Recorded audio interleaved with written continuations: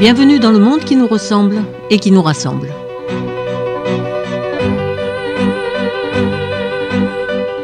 Il était une fois la colonisation. Il était une fois deux Algériens qui s'avancent côte à côte dans la salle des sociétés savantes à Paris le 24 mai 1947. L'un parle et il s'appelle Kateb Yassine. Dans l'ombre de Kateb Yassine qui parle, on peut voir la silhouette de l'émir Abdelkader qui galope au premier rang de sa smala intrépide. L'un parle, l'autre agit.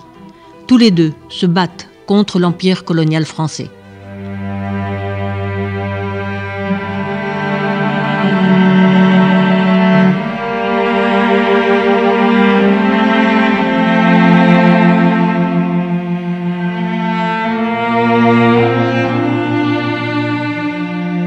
La tâche de Kateb Yassine n'est pas facile. Beaucoup d'informations et de ragots ont circulé ici ou là pour nuire à la réputation de l'émir Abdelkader. Ce jour-là, notre très jeune compatriote s'avance sur la scène parisienne pour s'attaquer à tous ces mensonges. La voix de Kateb Yassine gronde de colère contre les savants européens qui représentent l'émir comme un souverain paresseux entouré de concubines. La voix de Kateb Yassine distille du venin. Il traite les historiens officiels de fonctionnaires de l'histoire, des fonctionnaires employés par le gouvernement général pour amonceler des théories fumeuses.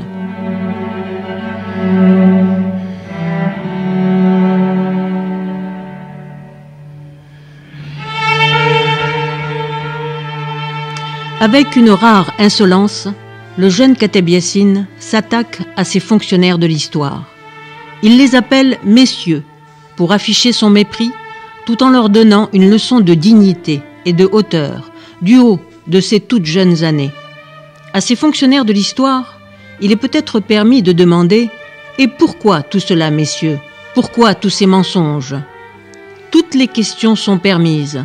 Tout vous est permis, monsieur Kateb Yassine, parce que vous avez du talent, de l'esprit et du cœur, et vous n'aviez que 17 ans.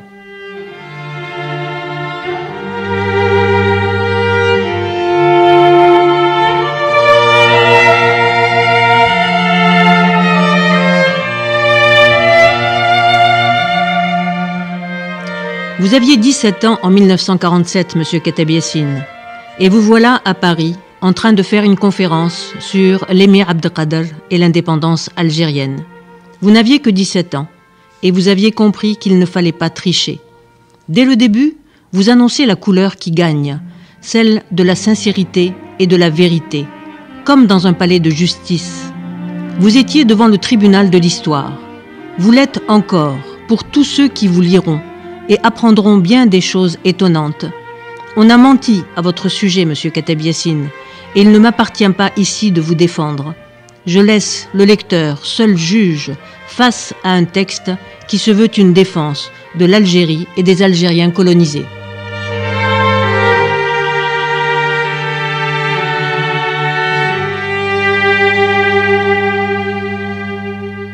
Dès le début de sa conférence, Kateb Yassine se met sous le parrainage de l'émir Abdelkader. Je veux, pour commencer, vous citer une parole de l'émir Abdelkader lui-même, tirée de son livre « Rappel à l'intelligence ». Ce début est très habile. Il montre tout d'abord que l'émir n'est pas seulement un homme de guerre. C'est un écrivain, un homme qui pense et qui écrit. Kateb Yassine est habile, parce que du même coup, il révèle la connaissance de son sujet. Il n'a que 17 ans et il a lu les ouvrages de l'émir Abdelkader.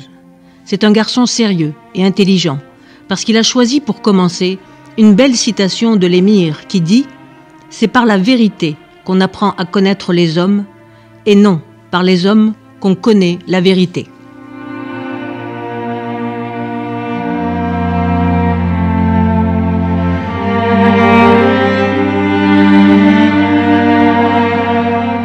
Remarquable début de conférence qui donne le ton juste décidé par le jeune conférencier. Le jeune Algérien n'a pas l'intention de faire comme ces messieurs du gouvernement général, comme ces fonctionnaires de l'histoire qui sont obligés de mentir parce qu'ils défendent une mauvaise cause. Les causes justes n'ont besoin que de vérité. Et le jeune Kateb Yassine s'apprête à énoncer des vérités, à les développer dans un discours construit, élaboré sur la base de faits réels et de documents attestés.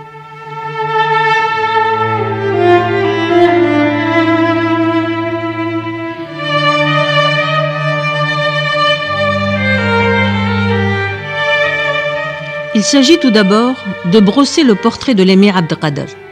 Les Français qui écoutent Kateb Yassine ne connaissent peut-être rien de l'émir.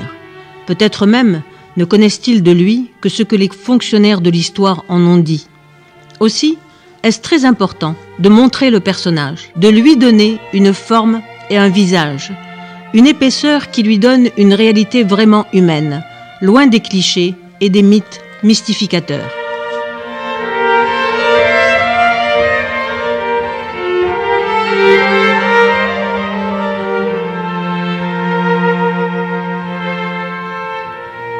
À 24 ans, Abdelkader est à la tête d'un État à moitié envahi.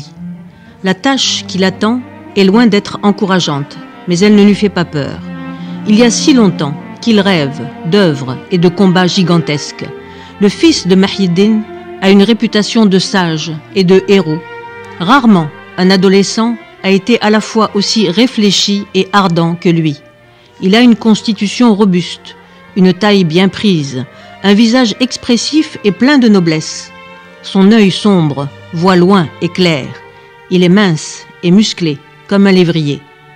Il aime la discussion, se passionne pour la philosophie, excelle dans la casuistique. Son caractère âpre, la solitude dans laquelle il se complaît, lui ont fait peu d'amis et pas un seul confident. Il intimide tous ceux qui l'approchent, jusqu'aux cheikhs et aux vétérans.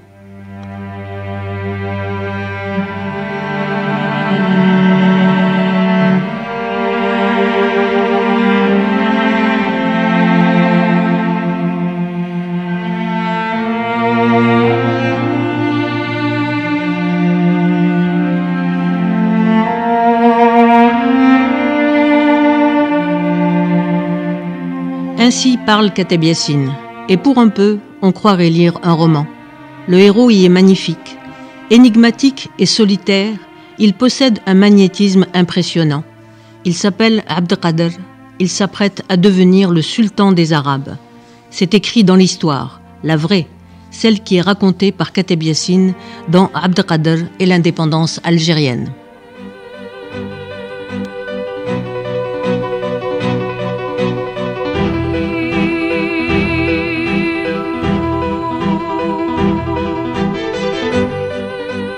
Au revoir et à très bientôt dans le monde qui nous rassemble et qui nous ressemble.